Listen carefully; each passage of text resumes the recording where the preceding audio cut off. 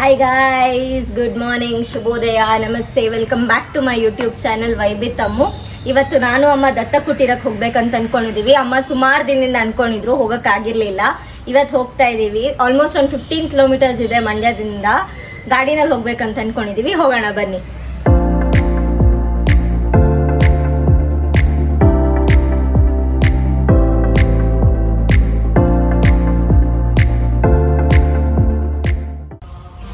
ಇವಾಗ ಬಂದ್ವಿ ನಾವು ದತ್ತ ಕುಟೀರಕ್ಕೆ. ಅಮ್ಮ ಒಳಗೆ ಹೋಗ್ತಾ ಇದ್ದಾರೆ.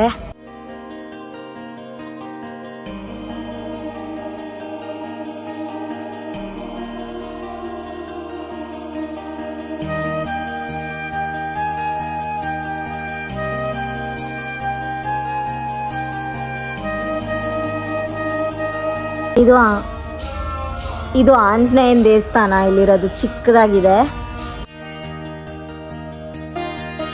ದತ್ತ ಕುಟೀರಕ್ಕೆ ತುಂಬ ನಾಯಿಗಳು ಬರುತ್ತೆ, ಯಾಕೆಂದರೆ ದತ್ತ ಅವರಿಗೆ ತುಂಬ ನಾಯಿಗಳಂದರೆ ಪ್ರಿಯ. ಅದಕ್ಕೆ ತುಂಬ ನಾಯಿಗಳು ಬರುತ್ತೆ. ಇವಾಗ ಸದ್ಯಕ್ಕೆ ಒಂದಿದೆ. ಇದು ಮಂಗಳಾರತಿ ಆಗಬೇಕಾದ್ರೆ ಡೋರ್ ಪಕ್ಕ ಬಂದು ನಿಂತ್ಕೊಂಡಿತ್ತಿದ್ದು.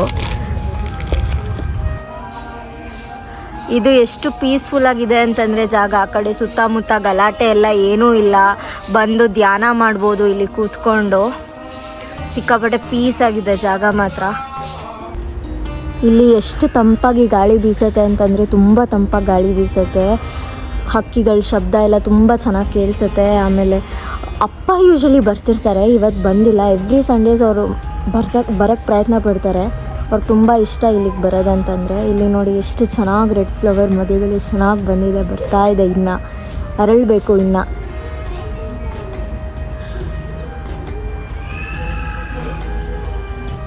ಇದು ಬೇಲ್ದ ಹಣ್ಣಿನ ಗಿಡ.